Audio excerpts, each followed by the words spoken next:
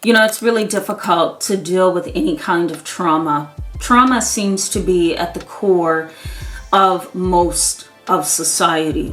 Even though traumatic experiences can be frightening, it isn't the end of the road. Your brain and your body goes through a series of changes that really can result in a lifelong battle with your brain, with how you see reality, so your perception, and even with your emotions. There's a ton of biological or genetic or scientific and neurological changes that your brain has to contend with when you have trauma. Post-traumatic stress disorder or acute and chronic stress disorder and even complex PTSD can really take a toll on your mind and body. So in today's video, we're going to talk about that. But before we do that, let me just briefly introduce myself. My name is Tamara. I am internationally and board certified as a trauma therapist. I'm licensed in mental health. My specialization is dealing with children, teens, and families, as well as adults. Let's go ahead and jump in. You know, you can feel battered in any kind of situation that involves trauma. You don't really have to be in a domestically violent relationship to feel battered. Most of us understand the term battered to mean, you know, you've been in a relationship where there's been dysfunction, and there's been betrayal trauma, and there's been domestic violence. But the reality is that the word battered can also relate to a lot of you who's watching this video. Trauma can make you feel battered, right? Because there's prolonged stress and anxiety that stays upon your shoulders as a burden. There's also psychological and emotional exhaustion and burnout. It's possible. Right? If you're caregiving, or you tend to be, the caretaker of a family member who is detrimental to your own health, or, doesn't listen and tends to be quite rebellious and oppositional, or is just giving you a run for your money, you can also experience compassion fatigue, which is, I'm so tired of lending my heart and mind that I'm exhausted. And I get battled in the process of trying to show compassion. That's difficult too. Feeling emotionally controlled and manipulated by an unhealthy relationship of any kind can also make you feel battered, can also make you feel battled, right? For those who have toxic families, we can also add in here parentification. I just recently did a live chat on that. Go ahead and click this link right up here at the end of the video so that you can watch that live chat. Parentification and emotional incest, those are both important things to be aware of, right? Emotional incest is, for example, a father who lost his wife in a car crash. Now he has to raise you and your sibling. And instead of treating you like the older sibling, he actually treats you as the wife, and therefore treats you as the surrogate mother. And so that emotional incest kind of steals your childhood from you. It steals from you, and it allows you in a lot of ways to misinterpret your role in the family. But when these things happen, you can start to experience psychological disturbance, emotion dysregulation, fear and anxiety, intense rage, anger, and hostility, right? And you can also experience a disruption in your identity and your sense of self. All of these things take a toll on your brain.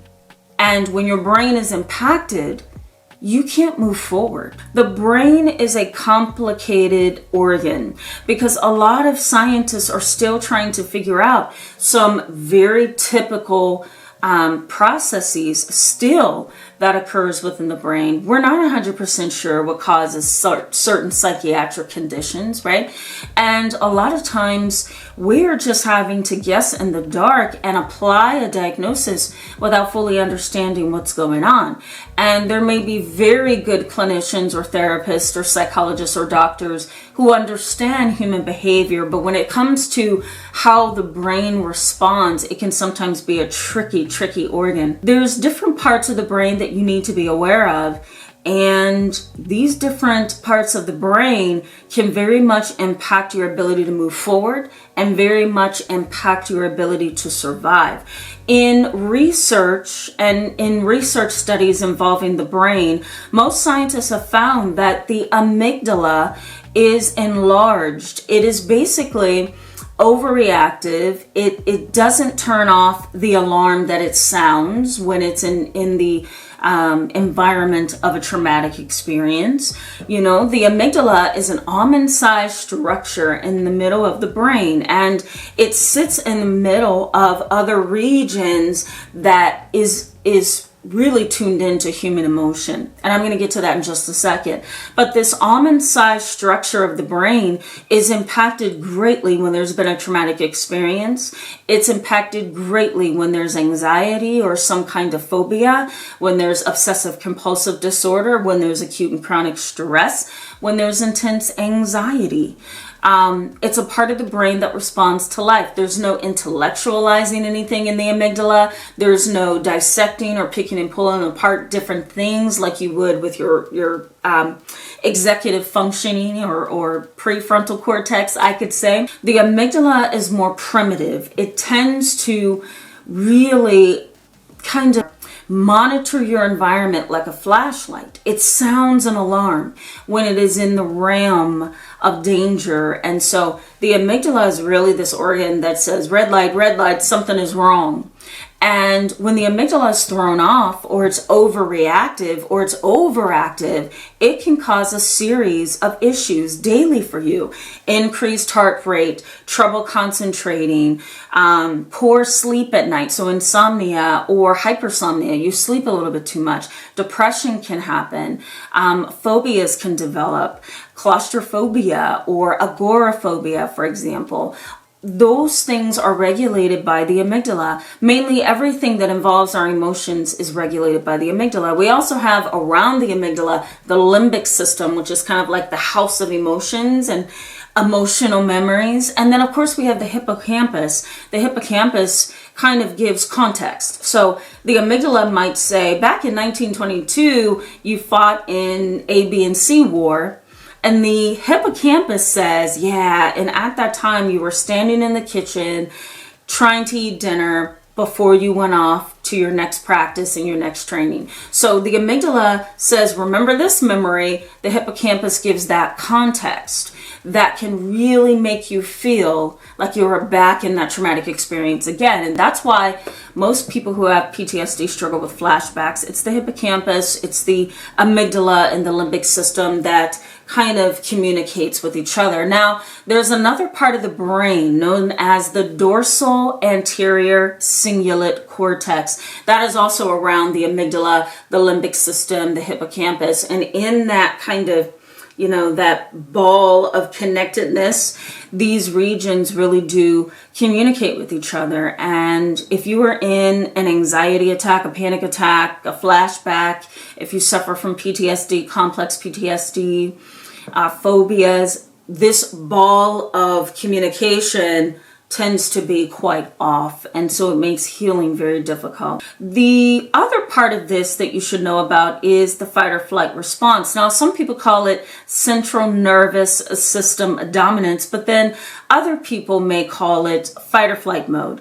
It basically is the mode that your body and your brain goes into when it is faced with some kind of danger or anxiety. Let me demonstrate this for you. So let's say you grew up in a very abusive home, and it's been really, really difficult for you to find relationships, feel motivated by relationships, feel involved equally in relationships, and even maintain them for long periods of time. It's like your brain and your mind is running away because you're afraid, you're uncertain, right? So here's what happens. You have that traumatic experience. I'm going to write this out for you. So traumatic experience. Okay, that's the trigger. C-E, if I can spell. That's the trigger. Okay, and that traumatic experience triggers the central nervous system. Okay, and that consists of the brain and spinal cord. The brain and spinal cord. I'm going to see if I can draw a brain, guys. Bear with me.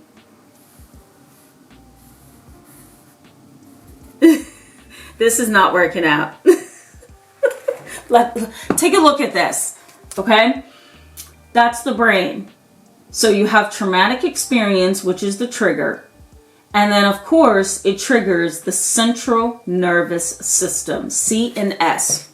The central nervous system breaks down into two important components. See this? Down here? The sympathetic nervous system and the parasympathetic nervous system, okay? And so here's how this goes. You have a traumatic experience which triggers your mind and your body, the physiological piece of your body, increased heart rate, racing thoughts, fear, flashbacks. It feels like you're back in that experience again. The list goes on, okay? So that's the traumatic experience. The central nervous system, which, you know, is the brain that's encased in the skull, okay? And then the spinal cord. You have that, you know, spinal cord that's covered by the bones in the spine, okay? That breaks down into the sympathetic nervous system and the parasympathetic nervous system. The sympathetic nervous system I always regard as the gas pedal. It's the pedal that gets pushed when you are having a flashback, when you are having a panic attack, when you are feeling very anxious and just kind of, you know, dysregulated. Okay, that's the sympathetic nervous system, excuse me. The parasympathetic nervous system is the brake pedal. And I always regard it as the brake pedal because all that anxiety that's up here begins to slowly calm down as you come out of that fearful, oh my God position that, you know, the trauma is happening all over again. Okay? So that's the parasympathetic nervous system. It's the brake pedal. So I'm going to just give you a BREAKPEDAL. Okay, don't judge me if I misspell this, okay? There you go. The brake pedal. That's basically how that operates. And there's only one way to get into the zone of the brake pedal. And that's to enlist the help of a system that is there to support you. Therapy, building personal insight, building spiritual awareness, going to church or engaging in religion, educating yourself as much as you can, working on reducing relational impulsivity, right? Because if you're impulsive and anxious or impulsive and fearful, but you jump into different relationships that's not healthy for you, that can prolong your trauma. That can also prolong the fight or flight system mode because you're constantly on guard, right? There's too many ups and downs in some relationships, and that can definitely impact your healing. Searching for answers in your family history can also be a way to feel less anxious or uncertain or traumatized, right? So trying to understand your family, gaining that psychoeducation, gaining that knowledge and awareness, right? Learning to be quiet within yourself. A lot of times when I'm with clients, I have to encourage them to be quiet and learn how to silence your mind and all of that anxiety so that you can meditate and process and kind of explore what is really happening in your heart, in your mind. Become curious, right? Become curious. Ask yourself, why am I feeling this way? Why am I feeling flashbacks are going to happen to me in the next 5 minutes? Why am I not asleep today? And you can actually write this down, right? I'm having a stressful day. I didn't eat breakfast this morning. I forgot to take my meds. Staying in tune with yourself and gaining this curiosity about yourself as well. Protecting your mind, keeping relationships that are unhealthy at bay, setting proper boundaries, right? Maybe even pursuing therapy with a healthy therapist that gets you and understands you. And also using what's called an evidence-based multi-sensory device. Now, this part of the video is sponsored by Calmigo. Calmigo.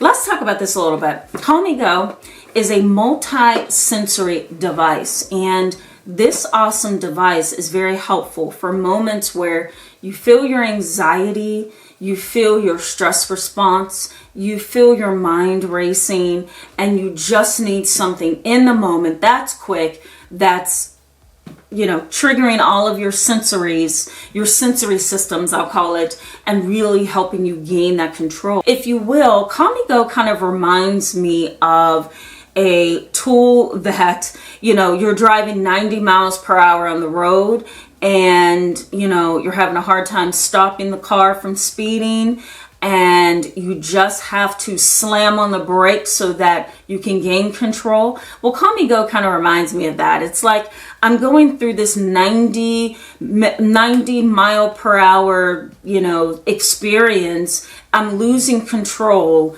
And so I just need something to stop me as quickly as possible. And I feel like Calmigo has done that. I really thank you for sending this to me and offering to include all of my clients in this, Calmigo. I really appreciate that. Let me tell you a little bit about Calmigo, okay? The awesome thing was Calmigo reached out to me for a sponsorship. They wanted to give me the opportunity to share this with not only you, but with my clients. And Calmigo is pretty cool, okay?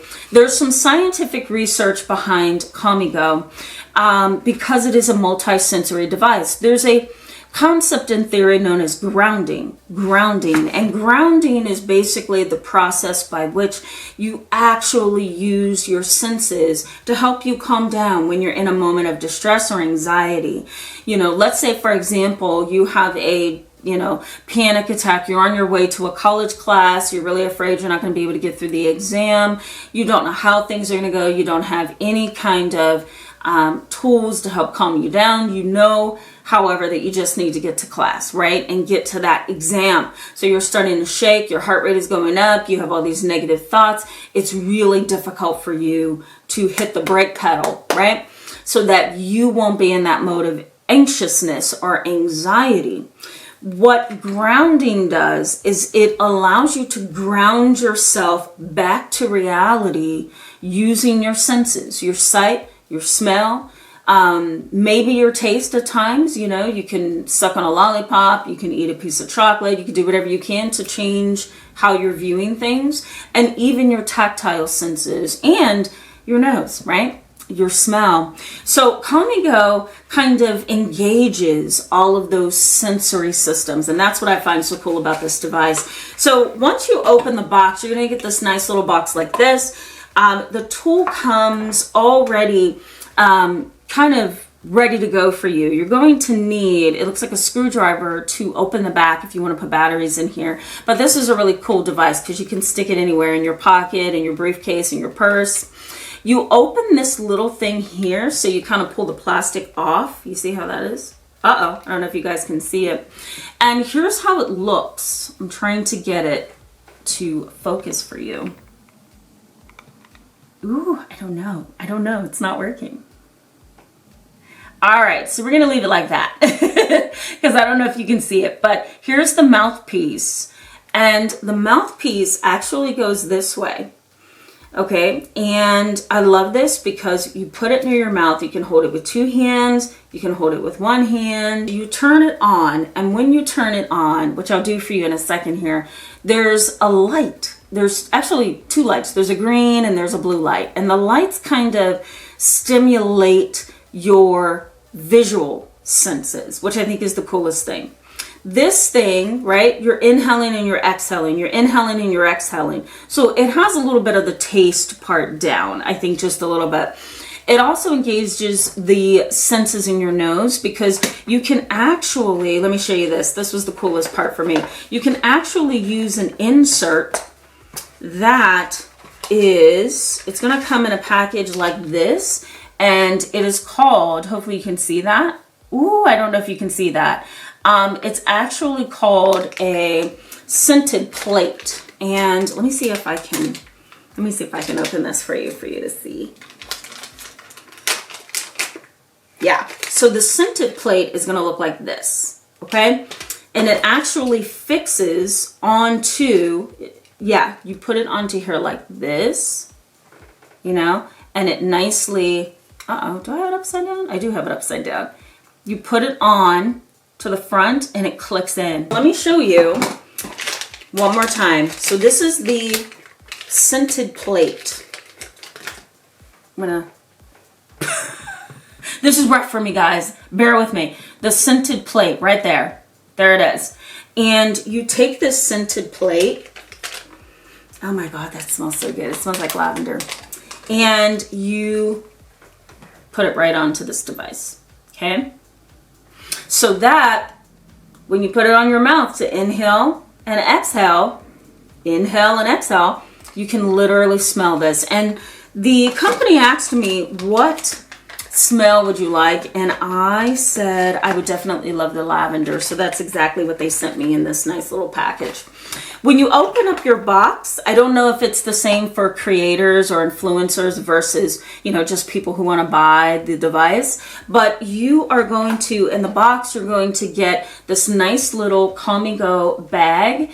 It's like a little carrying case where you can take and put this in here. Okay, like that. Isn't that cool? And then you just throw it in your bag,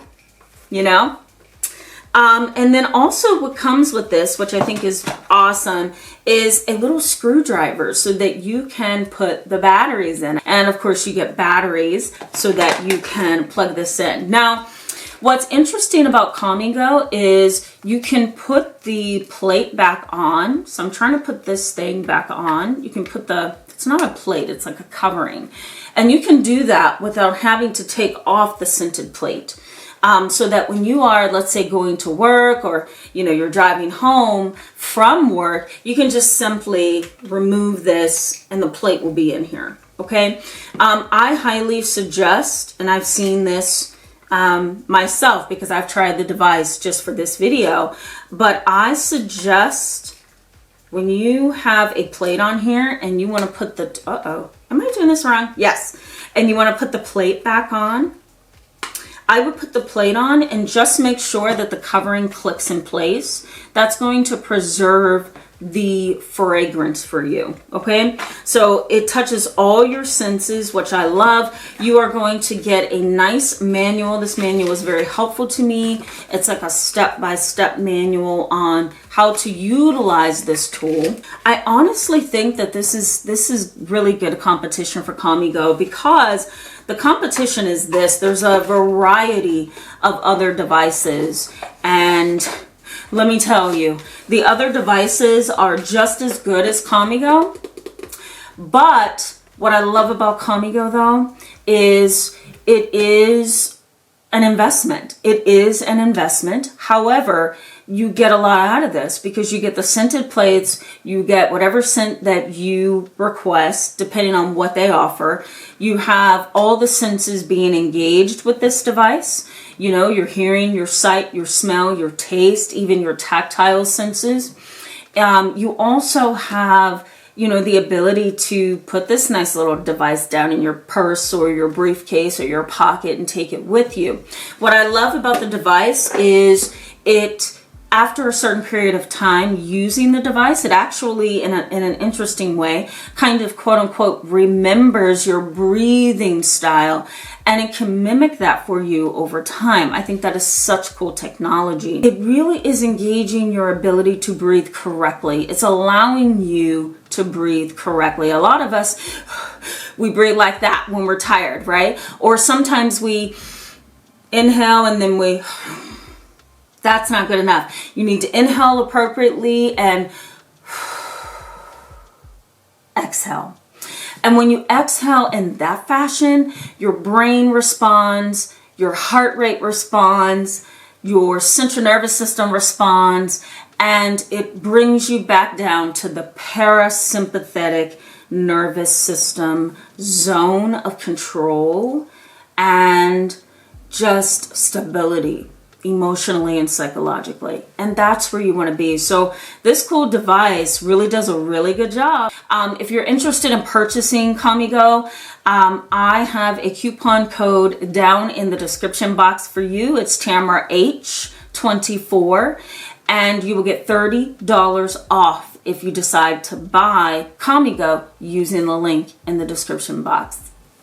I'm going to post that right up here actually for you as well on the screen so that you can see that coupon code and use it whenever you are ready. Come back to this video and let me know in the comments section how it worked for you. Thank you so much for being with me in today's video. And thank you so much, Calmigo, for this device. I'm certainly going to use it in my private practice. I'll see you guys in the next video and the next live chat. Bye-bye.